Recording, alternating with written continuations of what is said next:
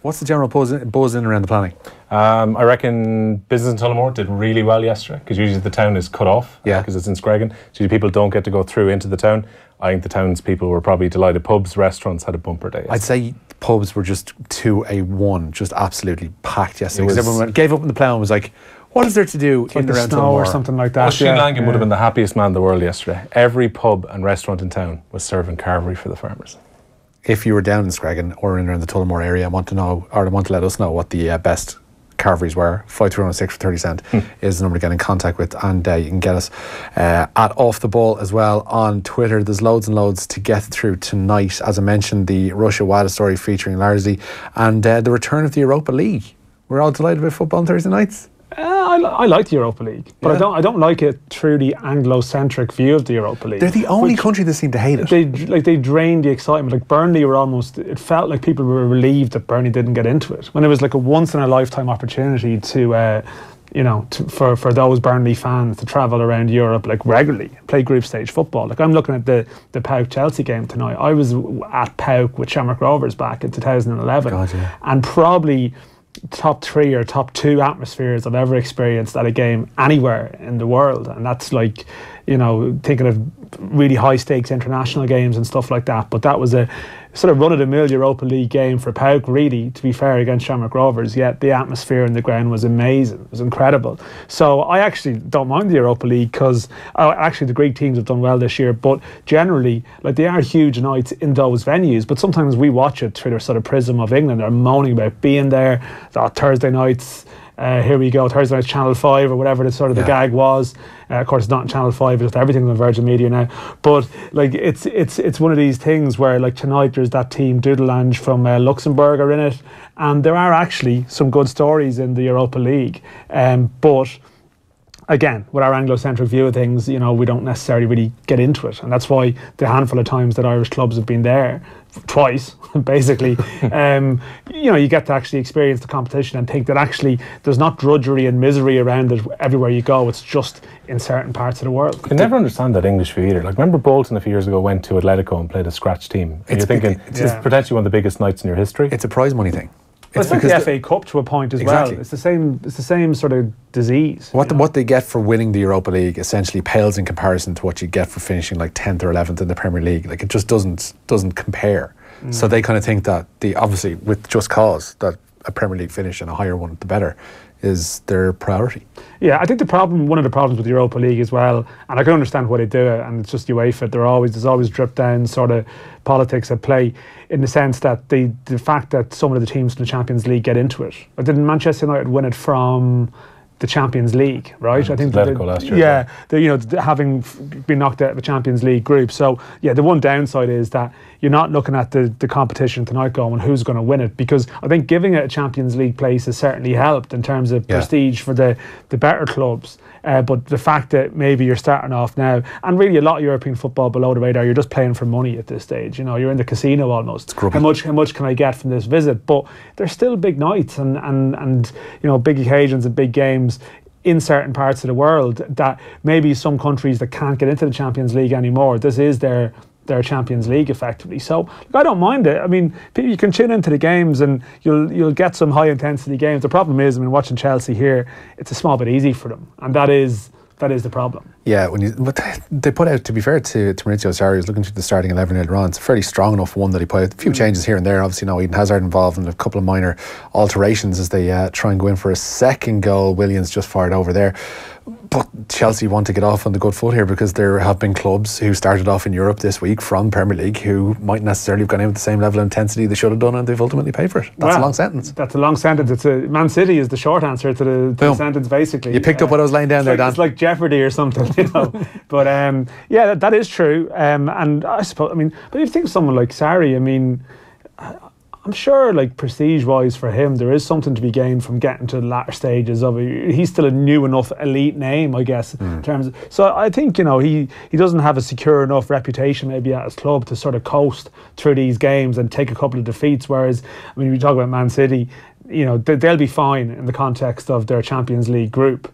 They're in that, but they're still. Come on, can we not indulge in some doom and gloom here? Come on, this is what the people want with this kind of weather outside. So you think that they're done? They're finished. Their Champions League campaign ended. Not only are they going to not make it out of the group, they're going to finish 13th in the Premier League, and that's all as a result of last night's loss. Well, it is like the one thing though, right? Man City have never gone back to back. For all that they've won their leagues, they tend to, they throw in a bad season after a good one.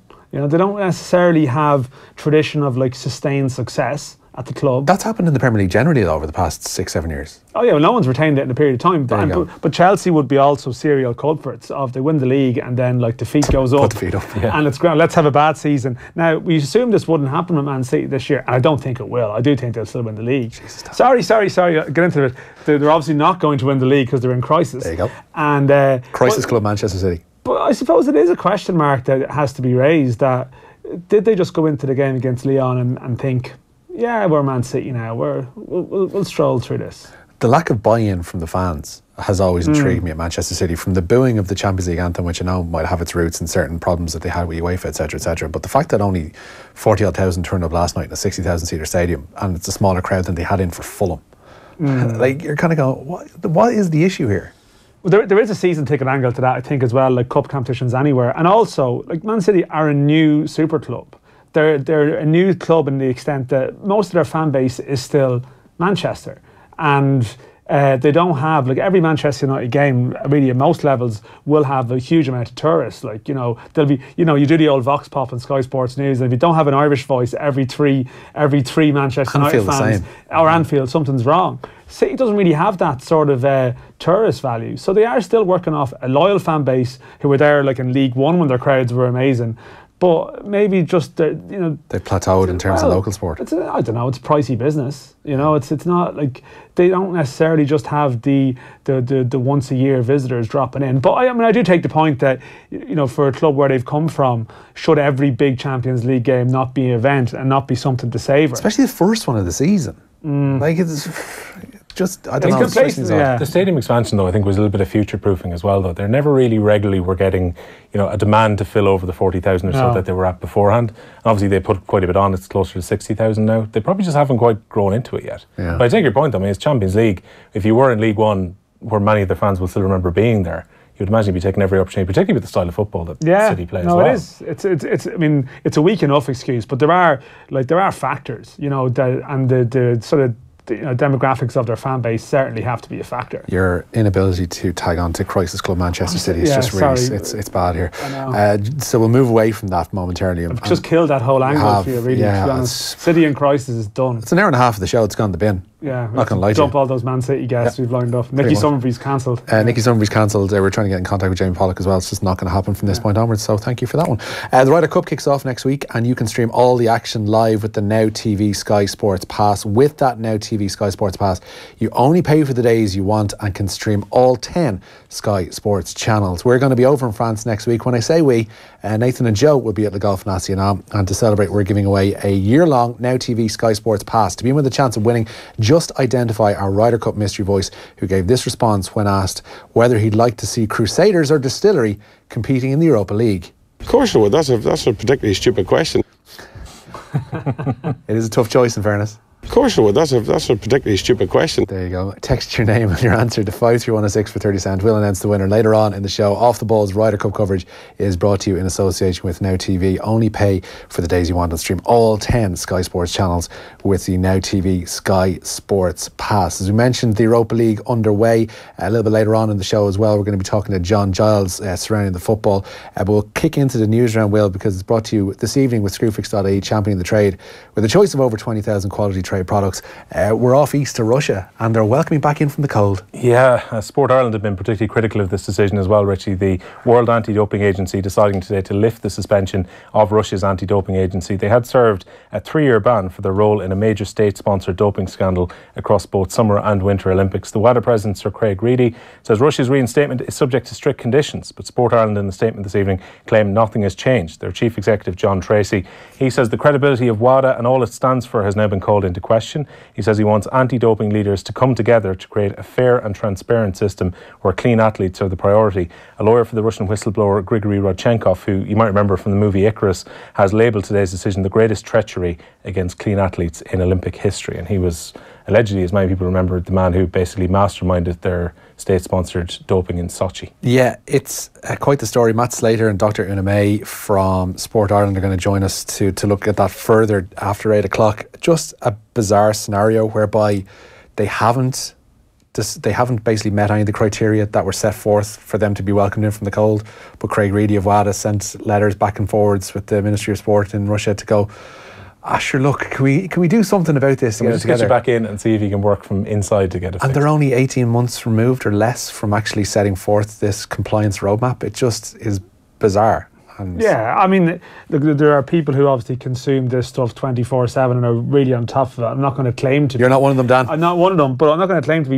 And also, you know, anyone who's watched Icarus, as sort of Will touched on, will just look at this news today and wonder what's going on. At the same time, like, I don't necessarily subscribe to the view that Russia are the only bad guy in sport, you know, and they are the only one. But they are, I suppose, the one where it's, you know, the case against them is pretty strong. You know, yeah. Like sometimes it can be convenient to just hone in on Russia alone because they are the predictable villain when there are question marks over a lot of athletes in countries from which people will be criticising this decision today. However, it's still ludicrous. You know, it is still ludicrous what's actually happened. Whether the rights and wrongs of it are one thing, but it's just to get, you know, we're not even that far down the road of them trying to be compliant, and WADA have caved at a substantial level. It's gas as well to see Travis Tigert and USADA coming out with statements as well. They're pretty much rowing in behind the likes of Sport Ireland and behind the likes of Rodchenkov in saying that this is a pretty dark day for those combating doping in sport, which brings us to our next story, Will. Yeah, Jon Jones, he could still go to UFC 230, which is coming up in November in his home state in New York as well. The former UFC light heavyweight champion, people might remember, was facing a ban after he failed a drugs test for steroid metabolite. He was handed in the end a 15-month suspension, but perhaps crucially, after this weekend, it's been backdated to last year, so he will be he'll be able to compete from the end of October. Jones and his legal team, and also representatives from USADA, met with the arbiter, who was, interestingly enough, Richard McLaren. As you might remember, the McLaren report into the state-sponsored doping in Russia. Everything seems to come full circle on this one. And in the end, he felt that Jones was an honest witness. He gave some information to him as well.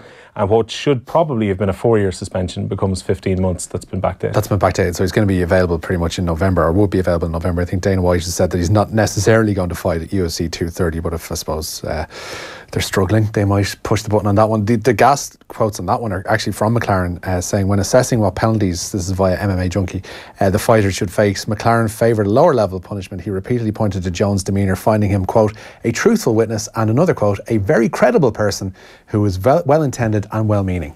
You'd have to wonder what information was handed over privately by Jones at that meeting. Exactly. Onwards to the Europa League, William. Yeah, Chelsea in action at the moment against PAOK. We've got just over 25 minutes left on that one. Willian opened the scoring for Chelsea about 10 minutes into the game. Villarreal still lead against Rangers, also after an hour in that one, by 1-0 in Spain. Elsewhere at the moment, Ashtar trail against Krasnodar 1-0. Besiktas lead against Sarpsborg 1-0. Dinamo Kiev 2, FC Astana 1. Genk lead against Malmo 1-0. It's scoreless between Apollon Limassol and Lazio so far. One apiece between Eintracht Frankfurt and Marseille. Vidi are trailing against Bate Borisov 1-0. Rapid Vienna 1-0 up against Spartak Moscow. And Rangers have just equalised against Villarreal. It's 1-1. The other game taking place at the moment, Sevilla lead 3-1 against Standard Liège. We do have 2 Premier League teams in action later on as well. The Arsenal manager, Unai Emery, has promised plenty of changes ahead of their game at home to Vorskla. Emery says it's a great opportunity to use some of the players who haven't had much game time so far this season. We need players also with minutes and with pieces in the games, but thinking in our performance and thinking our improving and thinking our progress with the player. But we are going to change. Celtic, meanwhile, they host Rosenborg at Parkhead. Both those games at 8 p.m, Arsenal and Celtic. The Scottish treble winners are playing in the second-tier European competition for the first time since 2015 after losing in the Champions League playoffs. They did beat Rosenborg earlier in the playoffs. They played only a couple of months ago. Despite some of the clubs in England not taking the competition too seriously, the Celtic boss Brendan Rodgers says it's a competition he wants to win. Obviously downsized by the You know, a lot of the priority can be staying in the Premiership. You know, the dividends for that are huge. But when you're at the big clubs, you know, every competition is important, and we want to go as far as we can in every competition we're in. Standard answer type B from Brendan Rodgers there. A text on the situation at Manchester City. Man City and tradition should not be mentioned in the same sentence, says one texter. Well, they do have a tradition. This might not be a good one. I mean, you know, they've got a good European. You know, they've got a good European tradition. There's always. I mean, you could have a tradition of failure as well. So they do belong in the same sentence. Every club has a tradition, apart from they're pointing towards Dons and some of the new entities. They're pointing towards plucky Manchester United and Arsenals of this world that have, from the ground up, built their own successes without buying in players from anywhere. Oh yeah, of course, yeah. I mean, it's a humble story. I mean, the Premier League is well known for those sort of rags to riches tales at the top. You know? Absolutely. Speaking of rags to riches, Will. The FAI have confirmed they're in discussions to host the 2030 World Cup. The association have revealed that talks have taken place with England, Wales, Scotland and Northern Ireland about a joint bid. The group have agreed to conduct now a feasibility study. America, Canada and Mexico will host the tournament in 2026, and Uruguay, Argentina and Paraguay have already confirmed that they'll seek to stage the finals in 2030, which will be the 100-year anniversary of Uruguay hosting the World Cup. It's coming home, Dan, isn't it? And by home, I mean possibly the Croke Park if they have the right conversations with the GEA in time and all that kind of thing. Yeah, exactly. You know, we can. That's it. You know, maybe it's in 2022. I think the decision is going to be. So, like 100 years on from 1922, we can have a historic moment in our history as well, celebrated and honoured.